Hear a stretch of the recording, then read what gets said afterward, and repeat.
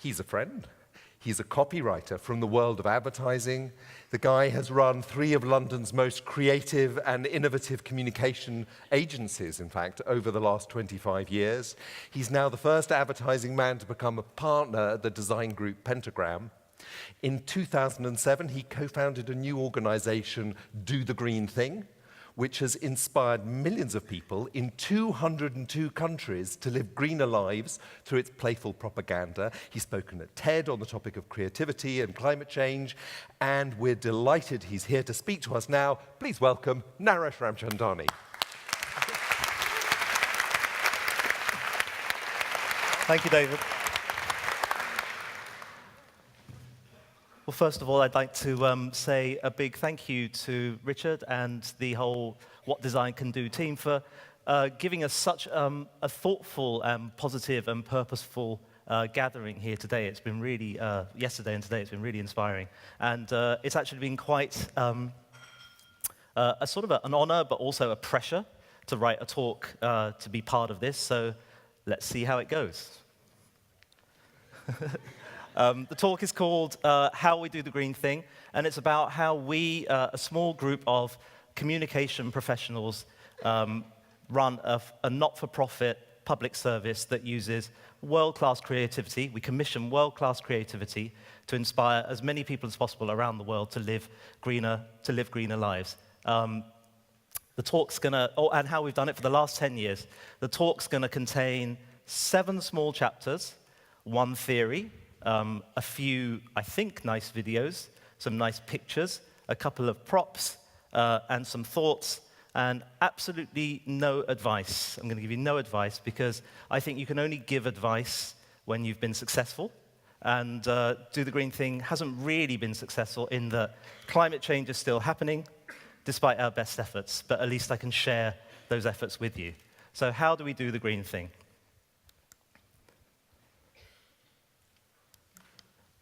We do it without screaming.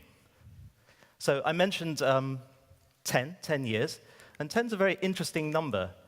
Humanity likes to see the world in 10s, so 10th birthdays, 20th wedding anniversaries, 50-year lease extensions, and so on, because humanity has 10 fingers, most of us do, and because humanity is self-centered. Because we're self-centered, we consume as much as we do. We take airplanes and cars and Ubers everywhere we can. We buy as much as we want. We walk around in well-lit and well-heated houses every day of the year, and without any regard, without any real consideration for what it does to others in other parts of the world and for other generations to come. So we're raising sea levels. We're increasing floods and droughts. We're creating more climate migrants, and we're accelerating species extinction. Also, we can live the way we want. When my colleague Andy Hobsbawm and I first got together 10 years ago to think about what humanity, the terrible things that humanity is doing to itself and its planet, more to the point, we wanted to scream. The instinct was to scream. But then we figured it probably wasn't what middle-aged, middle-class North London liberals did, and it probably wouldn't help. So instead, excuse me, so instead we sat down and wondered what we as 2 communication professionals could do that was more productive than screaming, and we came up with a theory. We do it without sandals.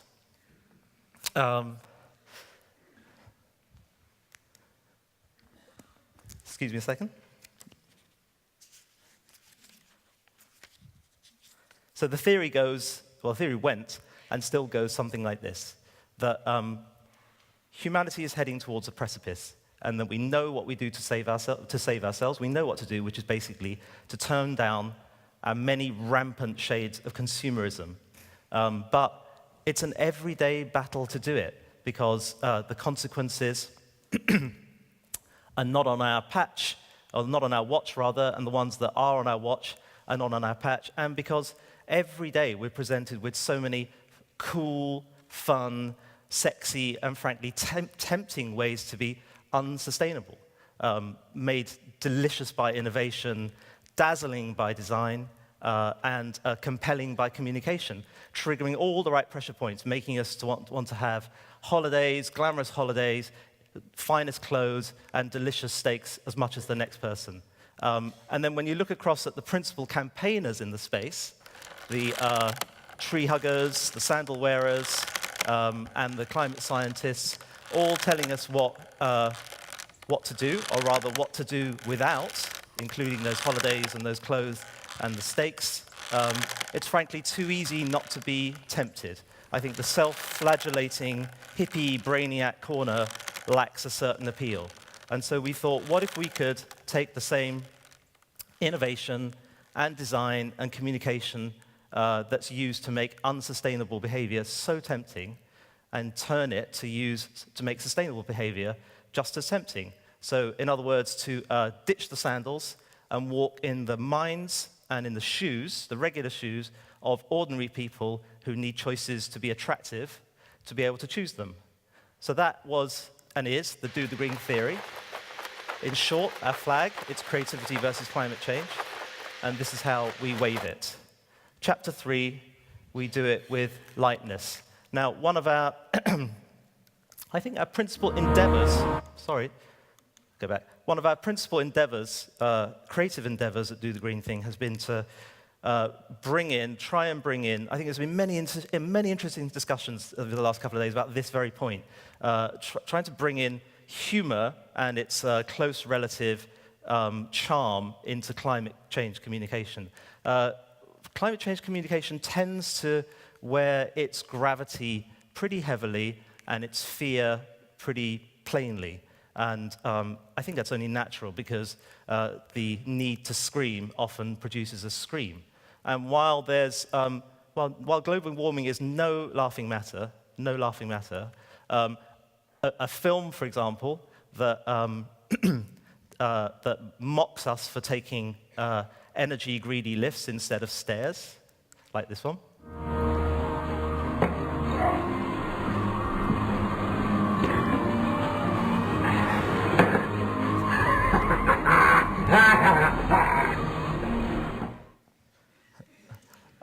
A poster that compares feet favorably to cars. A poster that suggests we can cycle to work, and cycle back. A poster that shows us that jumpers are actually a lot sexier than radiators. Another poster that expresses not only the virtue, but also the safety of cutting your showers short. Climate march placards that use a global language of emoji to communicate a global issue. Emojis. And a film that uses street signs to show some of the good things that happen when you don't take a car. Gusty entered her boldly and made love to her rhythmically while she filmed him because she was a keen amateur pornographer. The earth moved for both of them, and they lived together happily ever after, and all because he decided to walk that day. These and many other Do the Green Thing films, posters, stories, and poems deliver a lightness, to bring a lightness to climate change communication that, in our view, is needed. Seriousness is really important on a global level. It helps to set the agenda and raise the stakes. But on the level of personal action, which is the level at which we're asking people to do something, seriousness can sometimes be counterproductive. It can make us freeze or panic or put our heads in the sands or make us think there's nothing that we can do, and so we do nothing. But lightness does a very different thing. A resource that's as plentiful as humanity's optimism remains. Lightness is sort of magic. It helps us uncurl and sort of stand up and look out and smile a little and consider new things and even do them. I think in the behavior change battle for climate change, lightness, in our view, is a very serious weapon. So we do it with lightness, but we also do it with daring. Lightness can nudge us into action, but sometimes it takes more than a nudge. Sometimes we must Sometimes delightful creativity needs to come at the end of an enormous kick in the behind to the industries, to the companies, to the traditions, to the institutions that make it so effing hard for us to be sustainable on a day-to-day basis. We must dare to challenge them all. So at Do the Green Thing, we do bi-monthly issues where we have challenged people. So we have challenged, for example,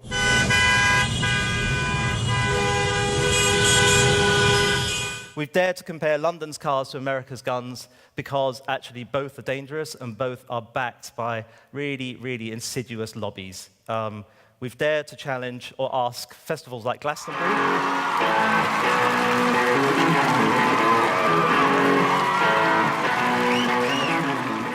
that if they are environmentally intentioned, as they are, why do they serve any meat whatsoever? We've asked... Yes? Yeah. It's the most We've dared to suggest that Christmas is a wasteful consumption glutfest and that Santa is his dark lord. We've dared to ask Hollywood screenwriters to wake up to their cultural power and to stop serving us in films product placement, consumption fests, and actually usher in creative action, normalize creative action by ushering it into the margins of their films, just as they helped usher out smoking. We've also provoked or invoked some people as well. For example, the fashion industry for giving us fast fashion. Car companies for giving us truly antisocial transport. The Santa myth and the consumption pig out that it is Christmas. Leaders of cities that put bikes before cars. Beauty brands for their unsustainable ugliness. And tech companies that hook us on needless upgrades. You know the guys. We've had a go at them all. We've asked them some awkward questions, but to be fair, we've also asked ourselves some awkward questions as well, the public. So maybe I will. Hands up who likes a little bit of cocaine? Don't look.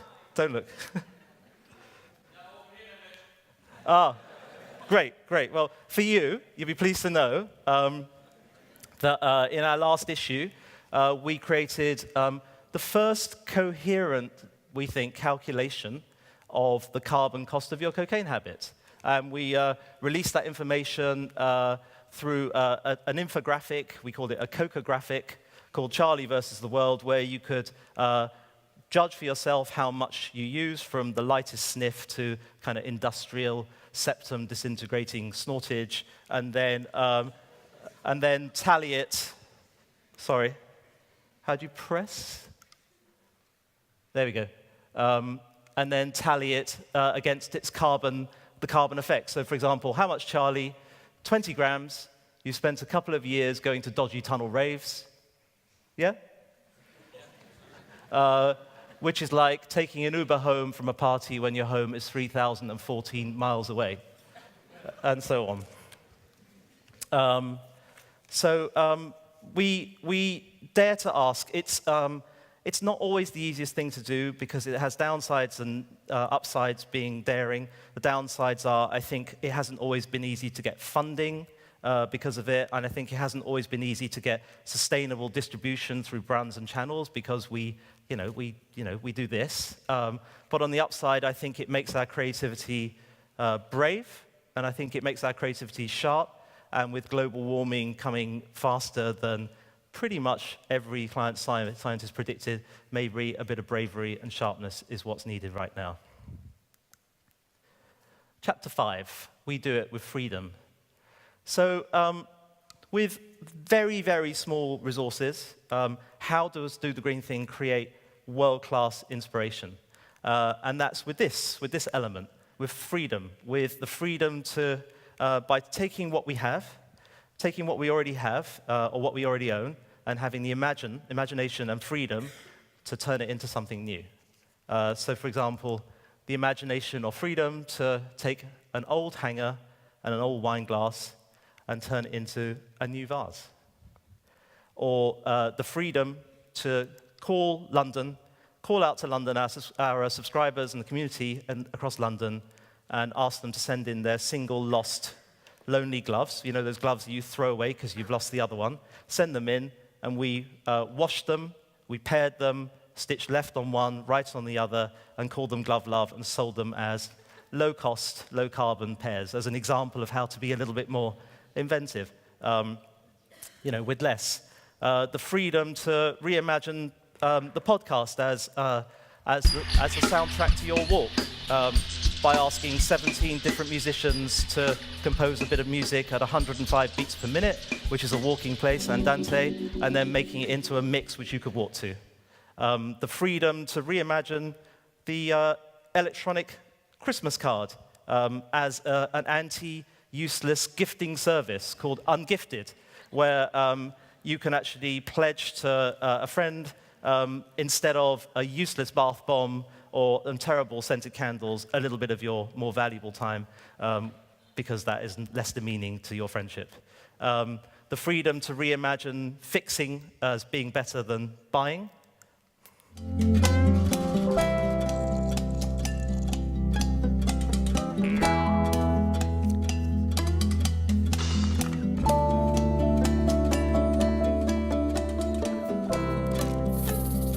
And the freedom to change our type of creativity from a video-based output first, to posters, smartphone-friendly, provocative posters, and now to issues, content issues and campaigns. Always looking for the best way to make our drive, which is creativity versus climate change, find its best output, its most timely output.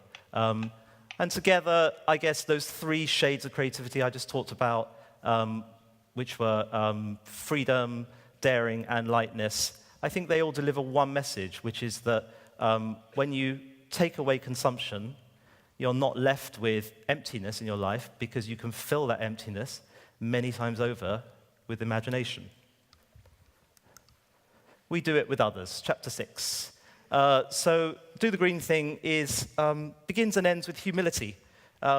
We have a small team. The team knows what needs to be done. The team knows that we can't do it all. And so we do what we do, but we can't do it all, so we ask. And we ask an ever-widening circle of brilliant, talented, inspiringly talented and committed collaborators to help us put together the inspiration that goes to the world. Without them, we would have done nothing. Do the green thing would have done nothing. And with them, we've done everything we can do. So I'm talking about the 9 environmental advisors who actually ratified and created our actions. The behavior change thinkers and doers who have helped us push and create and promote our campaigns. The IAs, the web designers and builders have always thrown up our ideas and put them out there. The organizations, brands, agencies who have amplified and shared our content. The companies who have given us office space, including my company, Pentagram, who have been wonderful. The young designers, there's been lots of young designers who've done internships with us, and they've created wonderful pieces of creativity. They're natural natives to climate change, and from that naturalness comes really powerful creativity. And perhaps most significantly, many creative luminaries around the world who've actually given us a slice of their talent. So Tracy Chevalier, David Shrigley, Sir Paul Smith, T. Uglo, Sir Quentin Blake, Sir Philip Treacy, Pete Fowler, Rankin, Jean Chalkley, Rosie Huntington-Whiteley, I don't know how we got her, but Sarah Boris, Andrew Ray, Stephen Qua, Justin Hawkins, Huntley Muir, Sophie Thomas, Craig Oldham, and many, many more. They all giving us a little slice of their talent. All in all, I guess we've lost count, but it must be nearly 1,000 collaborators, all whom who've decided that, to help us because it's an important cause, all who believe in quality like we do, and all of whom have helped us actually turn a small team into something a little bit bigger, creating inspiration that's reached just short of 50 million people around the world, which is not enough, but it's not nothing. And without them, Do the Green Thing would be nothing. And number 7, last chapter, we do it without fail. So do the green thing hasn't always been easy to do. We wanted, after the first year, millions of subscribers, and we didn't even come close to coming close. We got funding pretty quickly, but just as quickly, we lost that funding with one grantee actually even asking for their money back. We've had many detractors, many criticisms. One reader's comment, and it's nice, that described our approach as shallow marketing, which wasn't very nice. And one really great advisor, so I thought, left us saying, do the green thing was a failure and should stop. But stopping has never been an option. We've got subscribers and contributors and supporters, wonderful people who we can never let down. I think we've got the responsibility and the pressure of quality, because I think quality helps to elevate any argument you've got to make and helps to elevate any action you want to inspire. We've also, I think we've also got a responsibility to just put a slightly different voice into the climate change conversation, because it's going to take all types of voices. It's going to take shouting, whispering, appeasing, pleading, charming, amusing, and yes, even screaming, to get humanity to understand what it's doing to its planet and to change. And we have a time frame that's set for us. As long as airlines, supermarkets, burger chains, fashion brands, toys, cars, cosmetic firms, technology firms use world-class creativity to inspire us to be less sustainable, we have to use world-class creativity to inspire us to be more sustainable, and we must try our hardest to do so. So that's how we do the green thing. If you like what we do and you'd like to help us do it, come and find me and let's do something good. Thank you.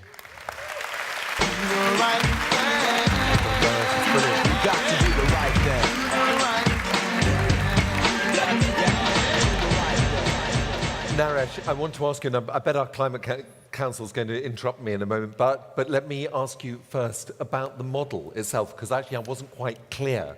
And could you just explain, with all of this content, is it then free to use? How does that content, can people only come through your platform, or can people take that platform, that content, and is that opened up to the rest of the world? How does the model work? That's a great question. So, good question, David. So, thank you. That's why they pay me to do this. Our mission is to inspire as many people around the world to be more sustainable in their everyday lives. Yeah. From that, everything else derives. So the content has to be free. Yeah. It has to be free. We make it, our collaborators make it with us, and we give it away. We give it away to any platform that wants to use it, any person who wants to use it. They can translate it, they can cut it up, they can repurpose it. It doesn't matter. It's not about us, it's just about the effect that it has.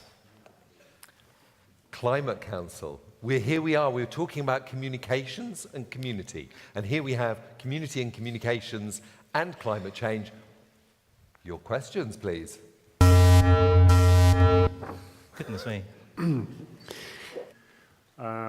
the next 30 years, we are going to have, 800 million people from several countries adopting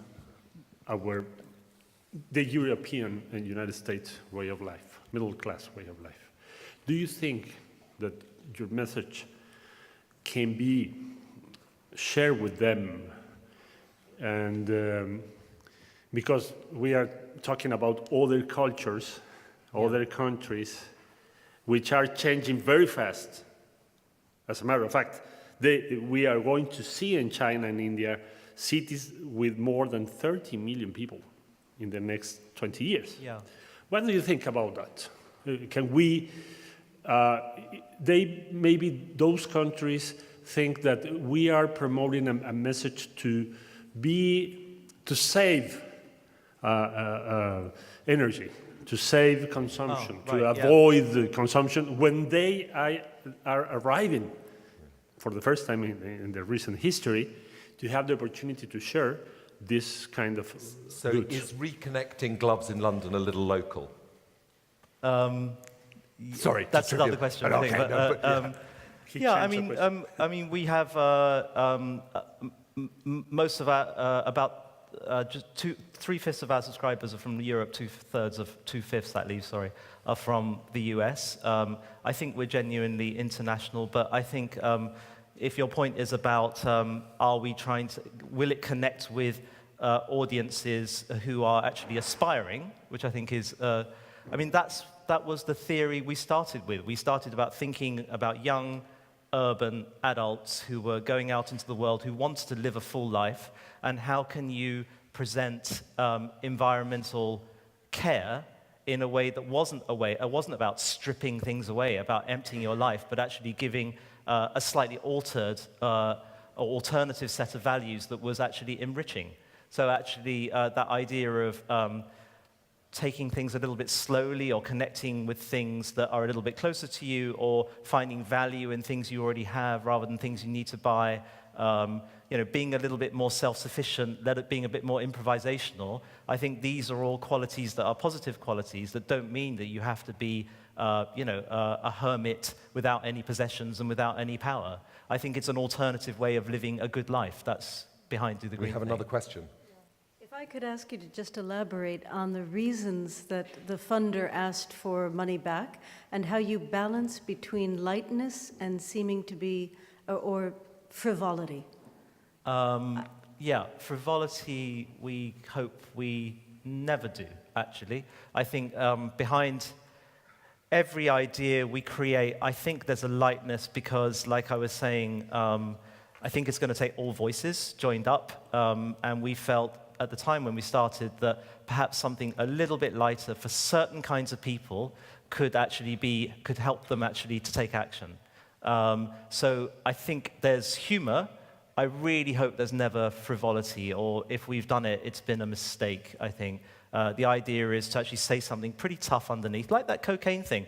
That cocaine thing's a perfect example, because that's about, all of us, I think, lead some sort of conscious life about the choices we take, and yet there's a bit that we choose not to be conscious about some of our indulgences, like the whiskey we drink or what we take up our nose, and we don't connect the two. And I think that was a really serious point. Now, we had some fun with it, but the idea is to ask us to look at our lives and see if there are ways where we can, analyze and try and take better steps. The funder question, which is a painful question, which I'll come back to, I think it's because the original team who ran Do the Green Thing, including me, I'm one of them, I think we were a little bit more ambitious about our targets, and we got funding by saying we were going to reach this many people, and it was going to be by this time. And when that didn't happen, they were not happy. Okay. Just to my last question is, and because it picks up on Marcelo's point, is can other people commission, or how does a community in South America actually access the green thing? How do they make it real for them? They get in touch, they take it off our site. What we desperately need, actually, is people to translate, because we have, our stuff is all in English, and I think if it could actually find its way into different languages, the culturally sensitive messages, if they can find their way into different languages, it gives us a chance of actually reaching more people. Not us, it gives the messages a chance of reaching more people. So that's one thing we could do with. But in terms of the content itself, take it off the site. Take it, use it, cut it up. Or create